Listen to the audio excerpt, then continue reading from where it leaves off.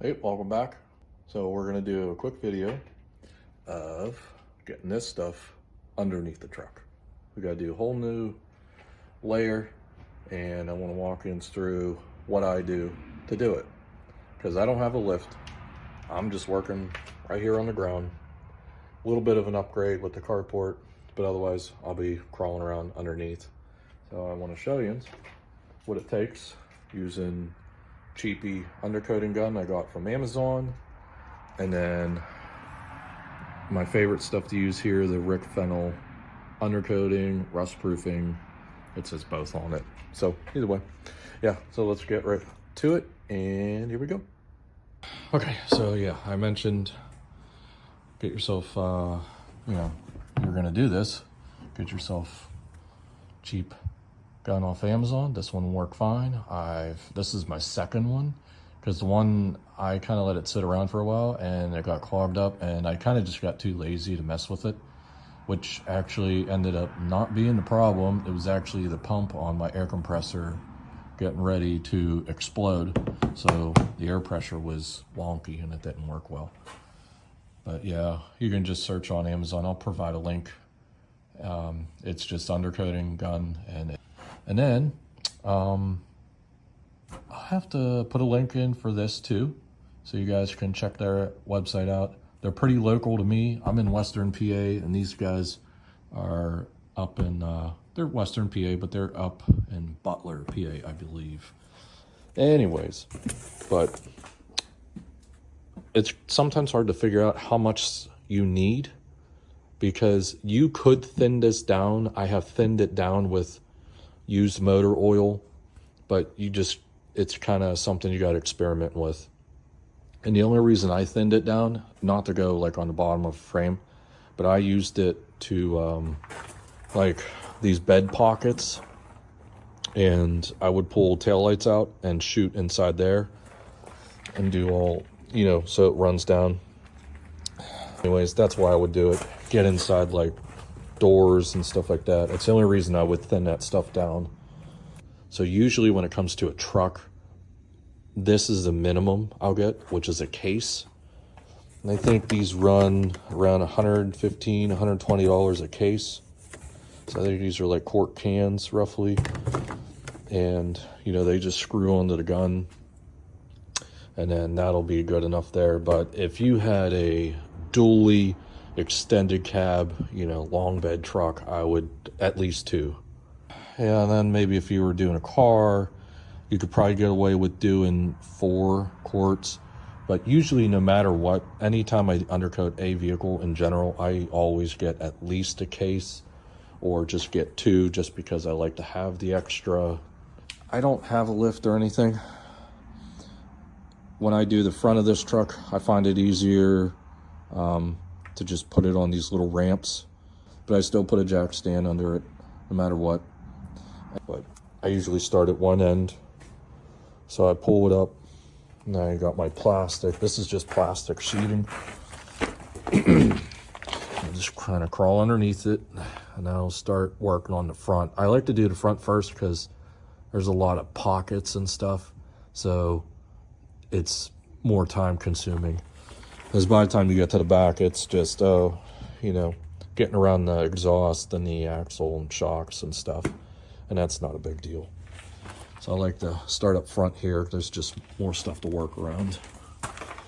But usually when I do the back, depending on my mood, I'm either going to be lazy and not pull the truck out at all, and I'll just deal with crawling under limited space, or I will turn the truck around, back it in on top of the ramps, and go that way.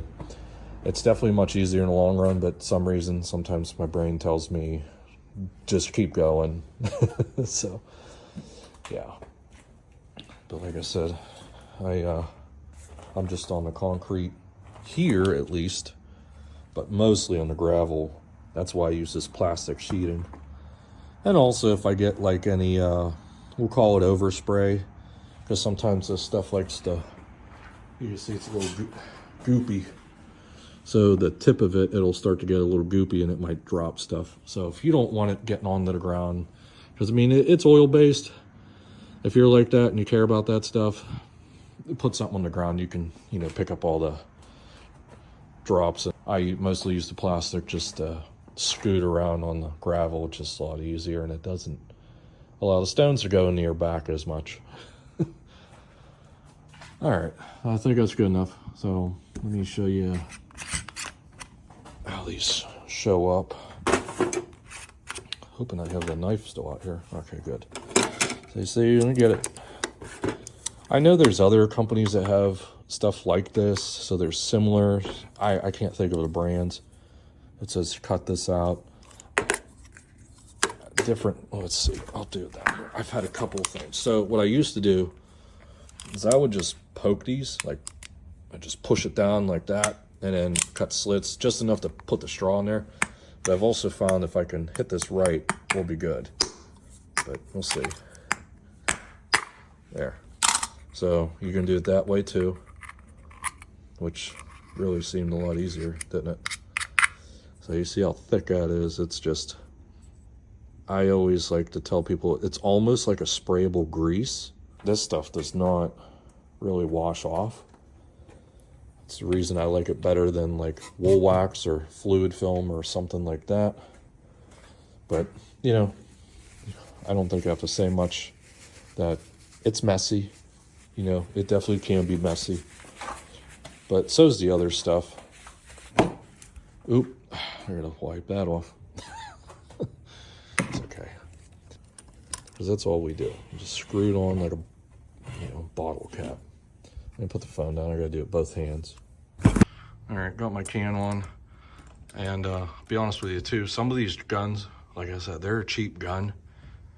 The other one I bought, it threads right onto the can. This one, I actually have to push like into the gun, like threading it. I have to apply pressure both ways. I don't know why. It's just a little bit tougher, but not really a big deal. And then this is pretty much what you got. So you got that, ready to roll. I don't have any big wands or anything. You can get other guns that have wands, and that'd be great. Maybe not with this product, unless you thin it. But the way this works, doing undercarriage and whatnot, it works perfect. So now, the other thing is, obviously you need to have an air compressor. If you have a little one, I'll just say good luck, because I know it'll run and run and run. You'll have to wait. It'll be a while. Fortunately for me, I have this, and I've had this for like 10 years. Float around like, I'd say probably like 85 to 90. Seems to be pretty good for shooting this stuff out of this gun. So I got it set it right at about 90 PSI. So that's what we got. So you can see it comes out pretty heavy. So now we're gonna get ready to crawl underneath the front. I'm actually probably gonna do right here first, get my light on and start hitting the front part of the frame and stuff, and that cross member, it has the A-arms and whatnot bolted to it. But I gotta pull this hose down, and I gotta get a piece of wood or something here, and then we'll come back. All right, great. Now that I'm nice and comfortable, just laying on the ground, got my gun ready, got my light, can't find my tripod. So I'm gonna do the best I can. Hold this phone just like this and kind of just start shooting. So obviously when you're going, you don't want to go all over the place. You don't need to get the aluminum differential or anything like that. That's all fine. You don't need to get the boots. Those are good. I want to get all the steel parts. I'm hoping I won't cover too much up, but I'll try to do just right here just to show you. So like what I meant by pockets, like this. So get it all in there. I'll probably put it here.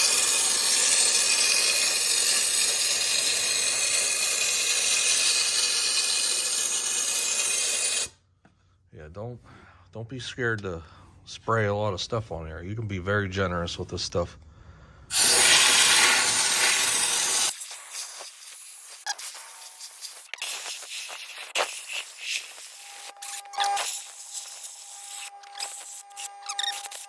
Probably want to wear safety glasses. you have air pressure here, so you are going to blow some loose stuff, you know, as you find it. Unless, you know, maybe take the time to pre-wash or, you know, descale a little bit more. So you can do that too.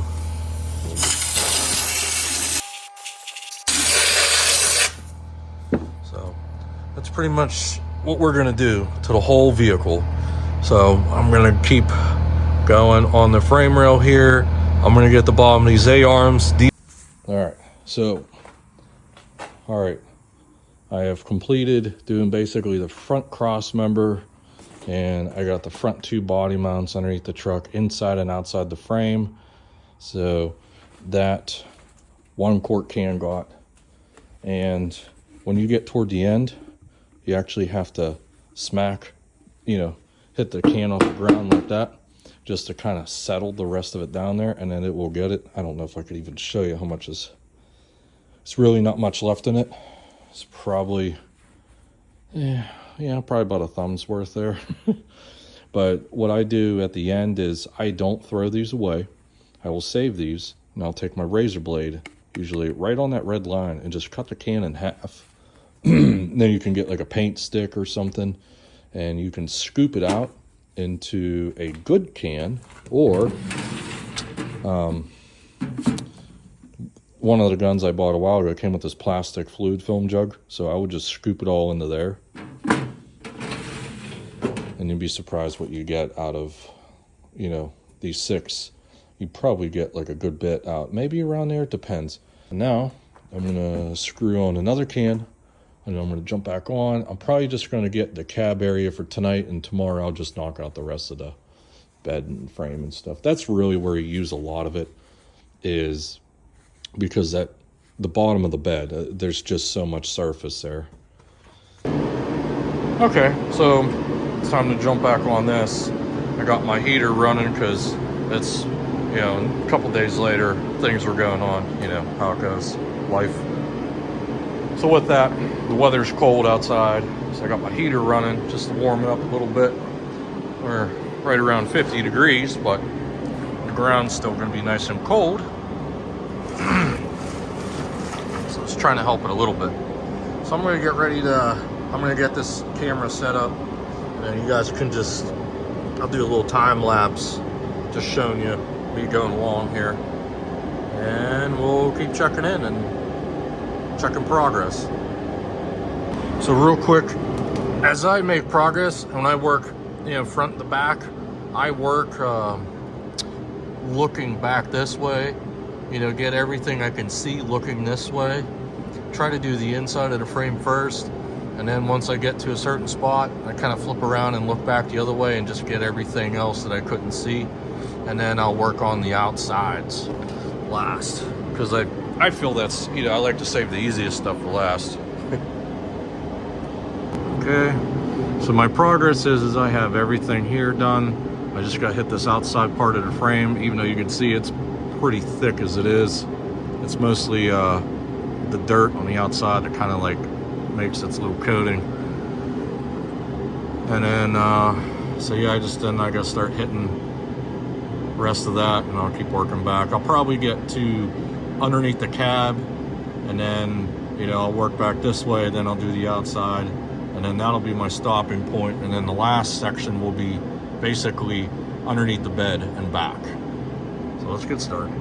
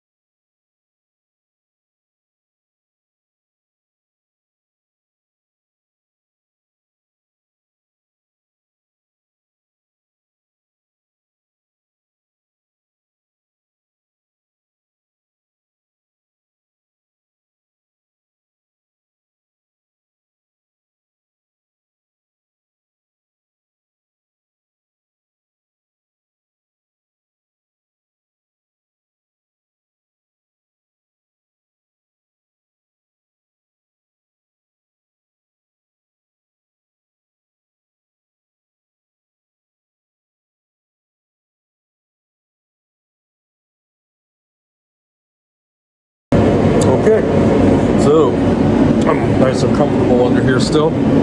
So you can see I got pretty much to the back of the cab all done.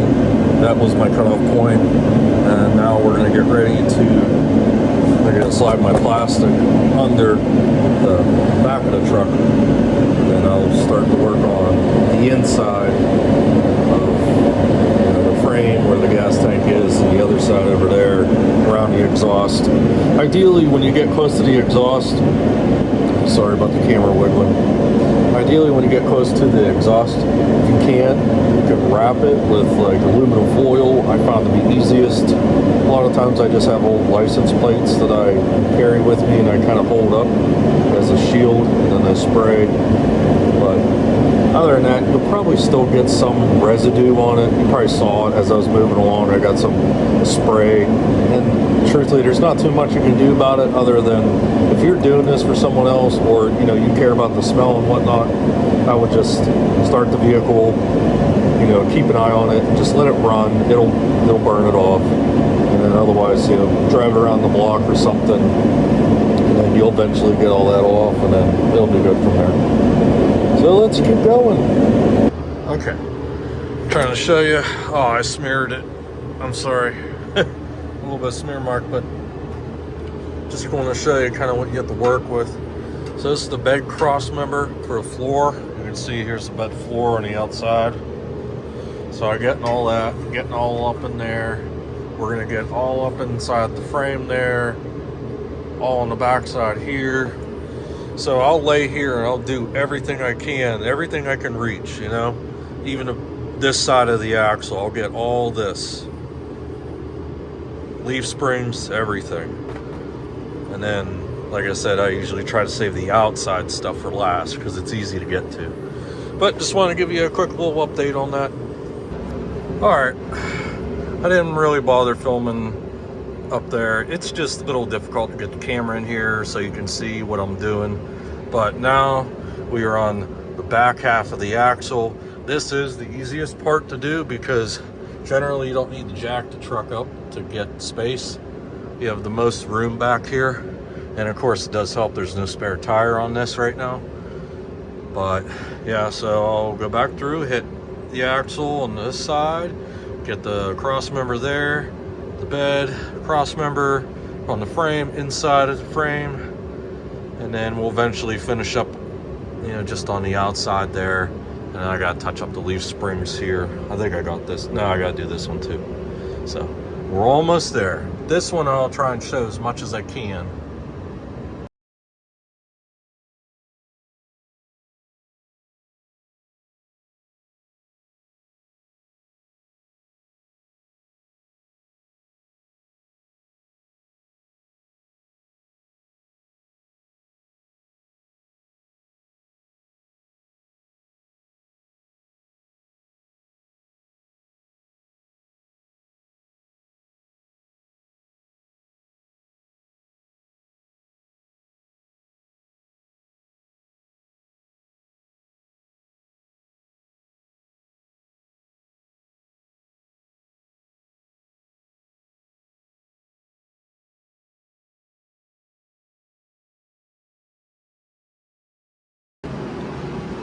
Alright, just finished up.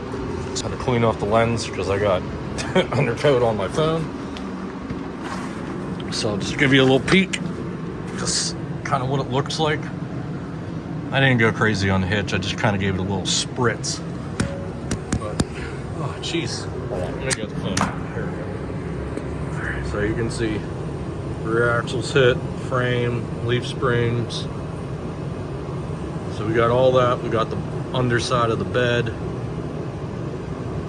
A little bit of stuff for me getting the gun in and out there. So we're good there.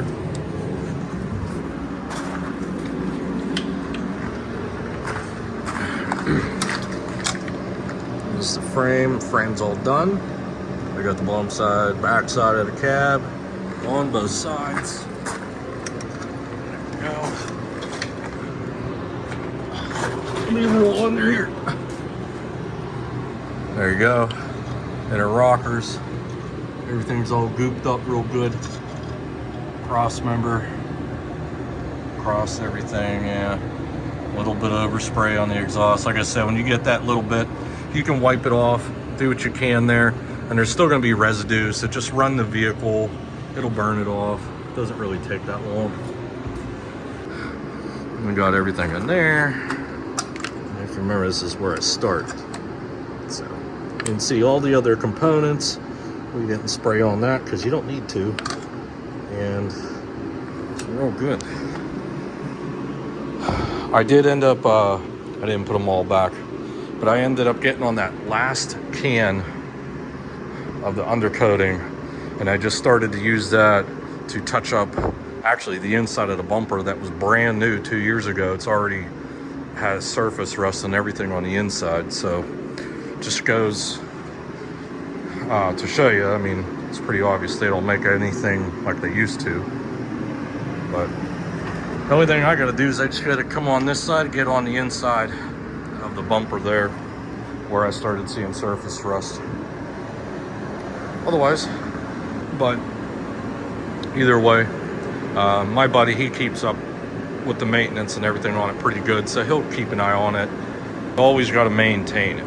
But if you maintain it, you don't have to worry about doing your rockers and cab corners in the future and all that stuff. So I don't know, I still think it's worth the trouble, we'll call it that, because I mean, I was crawling around underneath here. It's not the, you know, most appealing job to do, but the end result is why I would do it on this truck, and I have done it on my own stuff in the past. But that's all I got. So hopefully you all can take something away from it. And if you like what you saw and you want to see more stuff like this, please hit the like button and subscribe, because I will be doing more of this stuff in the future, whether it's rust proofing, body work, rust repair, stuff like that. But otherwise, thanks for tuning in, checking it out. Thanks for your support, and we'll see you in the next one.